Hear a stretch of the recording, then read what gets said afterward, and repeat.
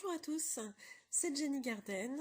Je suis médium, praticienne en soins énergétiques, notamment le Reiki et le magnétisme. Aujourd'hui, je vais vous parler des passeurs d'âme. Donc les passeurs d'âme, souvent on a une idée sur leur mission.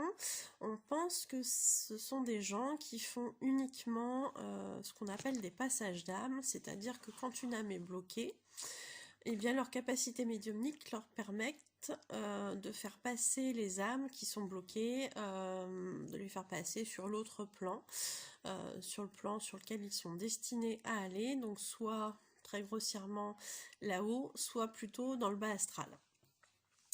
En réalité, le passeur d'âme, même si effectivement c'est une de ses missions, il ne fait pas que ça. Donc en fait, le passeur d'âme, soit déjà dans un premier temps, il a conscience d'être un passeur d'âme, soit il n'en a pas conscience. Donc quand il a conscience d'être un passeur d'âme, eh bien, il a deux choix. Soit il fait le choix de faire sa mission de manière consciente, voilà, c'est-à-dire, ok, là je ressens qu'il y a une âme qui est bloquée, on va voir pourquoi, et puis on va la faire passer de l'autre côté. Donc après, chacun son rituel, hein, on travaille tous différemment. Moi, j'aime bien savoir ce qui se passe, pourquoi l'âme est bloquée, etc. Et puis il y en a d'autres, ben voilà, ils sentent qu'il y a une âme qui est bloquée et leur but c'est de la faire passer de l'autre côté pour éviter les désagréments, souvent chez l'occupant, chez l'habitant de la maison en question, parce que souvent ça bloque comme ça, mais ce ne sont pas les cas, ce ne sont pas les seuls cas. Donc du coup, pour cette deuxième catégorie de personnes, voilà, ce qui compte c'est de faire partir l'âme qui dérange. Bon après ça se respecte, hein, chacun son point de vue, moi c'est pas ma façon de travailler. Mais voilà, ça se fait très bien aussi dans les deux méthodes, il y en a probablement d'autres aussi, je ne sais pas. Dans tous les cas, soit on le fait de manière consciente, le passage d'âme, soit on le fait de manière inconsciente. Donc il y a des médiums qui ne se savent pas médiums, qui sont passeurs d'âme aussi, et qui la nuit, pendant leur sommeil, eh bien ils vont faire des passages d'âme sans le savoir, parce que leur âme est là, elle continue d'évoluer dans l'astral, et puis chaque âme qu'elle va rencontrer qui est bloquée, eh bien comme son boulot c'est de les faire passer, eh bien elle va les faire passer de manière inconsciente, je dirais, puisqu'on est en train de dormir. Donc au réveil on ne s'en souvient pas les trois quarts du temps. Par contre, quelqu'un qui effectivement n'est pas conscient d'être un passeur d'âme peut se réveiller avec l'impression d'avoir fait un rêve très bizarre mais très réel, avec effectivement des âmes qui sont bloquées, des entités qui peuvent être là, qui peuvent être terrifiantes, etc. Ou dans un contexte un peu bizarre. Ça c'est possible aussi, ça ne veut pas dire que vous êtes forcément un passeur d'âme, mais ça peut expliquer si vous l'êtes. Dans tous les cas, parfois certains rêves bizarres. Le passeur d'âme, donc effectivement, il a une mission envers les défunts, les faire passer de l'autre côté. Alors, effectivement, il y a des défunts qui vont avoir besoin de passer de l'autre côté, parce qu'ils sont bloqués, alors pour plusieurs raisons, hein. Il y en a qui ont un message à passer, il y en a qui ont des choses à terminer, il y en a qui sont attachés au lieu dans lequel ils sont, et puis d'autres qui sont bloqués parce qu'ils ont peur. Bon, après il peut y avoir d'autres motifs aussi, hein, la liste n'est pas exhaustive, mais dans tous les cas, lorsqu'il y a un passage à faire, l'âme en question, des fois n'en a pas conscience aussi, elle peut être bloquée aussi parce qu'elle ne pense pas être décédée, donc ça peut être délicat, hein. C'est pour ça que moi j'aime bien discuter un petit peu avec l'âme bloquée pour savoir un petit peu ce qui la retient. Et ça, voilà, enfin bon, moi c'est ma façon de travailler, c'est voilà, c'est ma façon de faire. Encore une fois, je le redis, hein, chacun sa façon de travailler, il n'y a pas de jugement du tout là-dedans. voilà.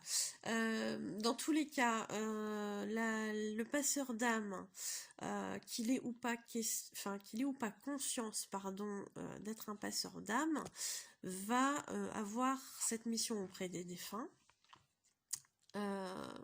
Mais il va aussi avoir une autre mission, c'est la mission avec les vivants. Alors, je m'explique. Les passeurs d'âme, avec les vivants, comment vous expliquer les choses? Ça va être la personne qui va arriver dans votre vie au moment où vous allez en avoir besoin pour passer une étape.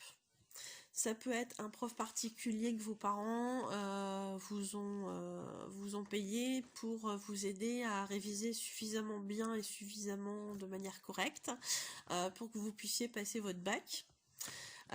Ça peut être un moniteur d'auto-école qui va vous aider à avoir votre permis.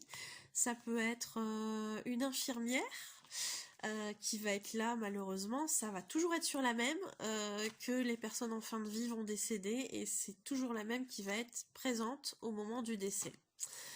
Ça peut parler à certains soignants. Alors je dis pas que c'est forcément une passeuse d'âme, cette infirmière-là, mais il y a de grandes chances, si c'est toujours sur la même que ça tombe, que ça en soit une. Ça va être les sages-femmes. Il y a beaucoup de passeurs d'âme chez les sages-femmes parce que vous allez, la sage-femme va accueillir l'enfant, donc elle va le faire passer du ventre de la maman au monde extérieur. Elle va faire le lien entre ce bébé et cette maman. Elle va aider la future maman à devenir maman, puisqu'elle va être la première à lui mettre le bébé dans les bras, elle va l'accompagner pour avoir les premiers gestes, pour bien s'en occuper, etc. Donc il y a beaucoup de passeurs d'âme chez les sages-femmes. Je suis persuadée que les 3/4 n'en ont pas conscience du tout. Mais voilà, dans beaucoup de métiers, il y a des passeurs d'âme chez les personnes qui travaillent en pompe funèbre pour aider les familles à faire les démarches dans les funérailles de leurs défunts. Vous allez aussi avoir des passeurs d'âme qui vont arriver dans votre vie, toujours pour vous aider. Ça peut être quelqu'un qui va arriver là au moment où vous êtes bloqué sur la route parce que vous avez un pépin mécanique, et qui va vous filer un coup de main, comme ça, alors qu'il vous connaît pas, c'est pas grave. Il va vous aider à repasser à repasser dans votre... à ne plus être bloqué. Voilà, on va y arriver. Ça peut être énormément de choses, les passeurs d'âme avec les vivants. Ça peut être tiens donc, je vais vous expliquer. Moi j'ai une amie qui pendant plusieurs années plusieurs années, oui, je dirais bien pendant 2 ans facilement, ouais, m'a dit mais vas-y, mets-toi à ton compte, machin, etc.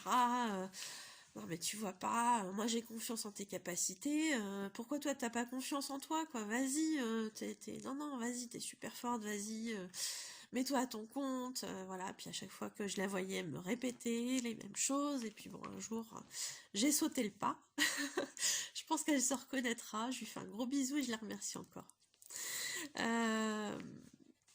Dans tous les cas, voilà, ça peut être ce genre de personne qui vous aide à passer des caps importants dans votre vie.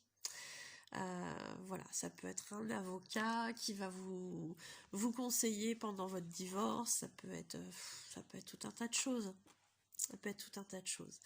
Voilà, pour les passeurs d'âme, sachez que ça fait partie de ce qu'on appelle les familles d'âme. Alors vous avez plusieurs familles d'âme qui existent. À l'occasion, je ferai une vidéo sur les familles d'âme, et effectivement les passeurs en sont une. Voilà. J'espère vous avoir bien renseigné sur les familles, sur les passeurs d'âme, pardon. J'espère vous avoir été clair là-dessus, et que ça vous aura aidé.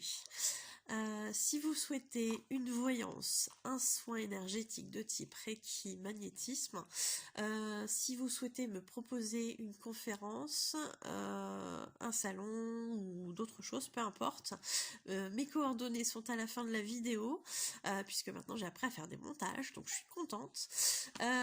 Bon, c'est pas l'extra, mais au moins il y a les infos nécessaires pour me contacter, et puis vous les retrouvez aussi au cas où sous la vidéo dans la barre de description. Vous aurez mon email, mon Facebook, voilà. Et puis n'hésitez pas à me laisser des commentaires sur la chaîne, à liker, à partager surtout, et puis à vous abonner parce que comme ça vous serez prévenus des prochaines vidéos. Voilà, bah écoutez, je vous remercie en tout cas de m'avoir écouté et je vous dis à bientôt. Bonne journée.